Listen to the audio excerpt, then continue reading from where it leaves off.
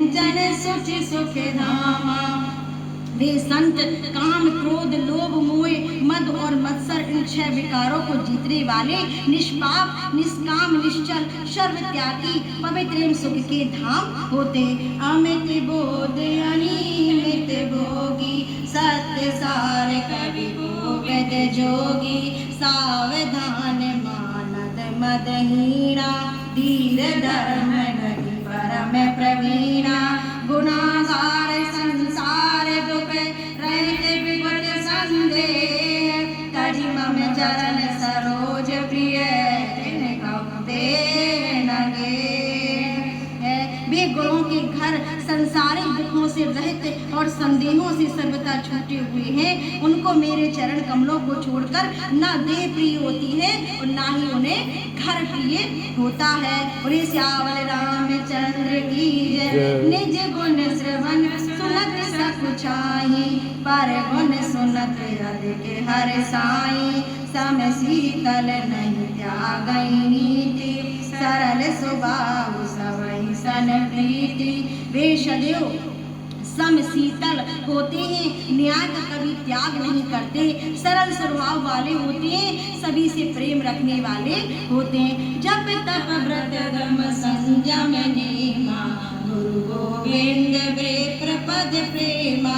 वे जब तप व्रत दम संयम और नियम में सदा व्रत रहने वाले होते हैं। गुरु गोविंद तथा ब्राह्मणों के चरणों में उनका निष्कपट प्रेम होता है। श्रद्धा क्षमा मैत्री दया मुदिता मम पद प्रीति माया। उनमें श्रद्धा क्षमा मैत्री दया प्रसन्नता और मेरे चरणों में निष्कपट प्रेम होता है। विरति विवेक विनय विज्ञान बोध यथारथ वेद पुराण।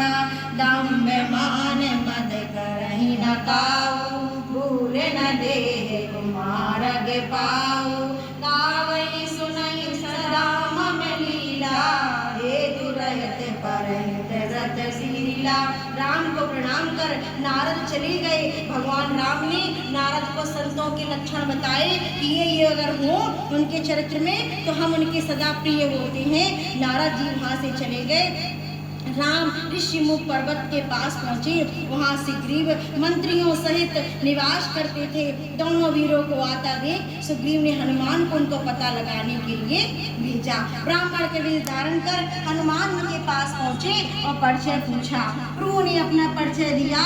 प्रभु को पहचान कर हनुमान अपने वास्तविक रूप से प्रभु के चरणों में गिरकर विनय करने लगे।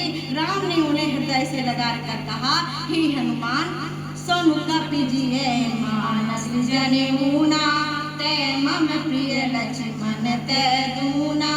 फिर कहा, हे कपि सुनो, मन में ग्लानि मत मानना। तुम मुझे राम से भी ज्यादा प्रिय हो, उससे ज्यादा दुगने प्रिय हो। श्री हनुमान जी को ग्लानि हुई कि अनजान भगवान से ब्राह्मण बनकर के छल किया। क्योंकि सुग्रीव ने कहा था, सुग्रीव तो राजा था, सुग्रीव ने कहा कि ये 2 व्यक्ति आए हुए वेश धारण किए हुए।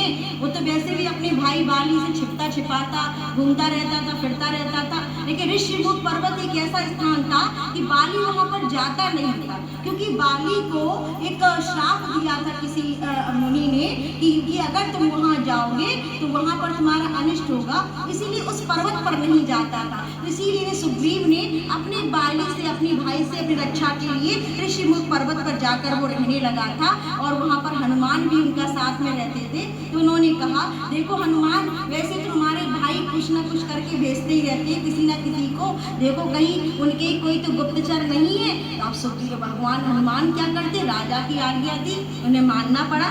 उन्होंने कहा ठीक है। वो वेश बदल कर ब्राह्मण का वेश धारण कर भगवान के पास जाते हैं और पूछते हैं कि हे बंधु, आप कौन हैं, कहाँ से आए हैं, अपना परिचय तो दो।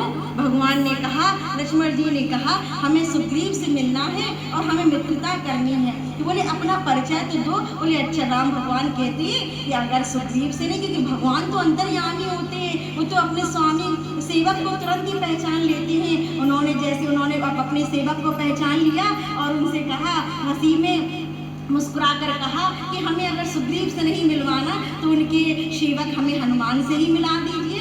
तो उन्होंने कहा हनुमान से तुम चुटकी बजाते ही मिला देंगे। तो लक्ष्मण जी ने कहा अरे ऐसा कोई जादू है क्या कि चुटकी बजा करके तुम हमें मिलवा दोगे हनुमान जी से? बोले हाँ। बोले उसके आप अपना केवल एक परिचय बता दीजिए कि आप कौन हैं, कहाँ से आए हैं। हनुमान जी तो चुटकी बजाते ही यहाँ पर आपके सामने प्रकट हो जाएंगे।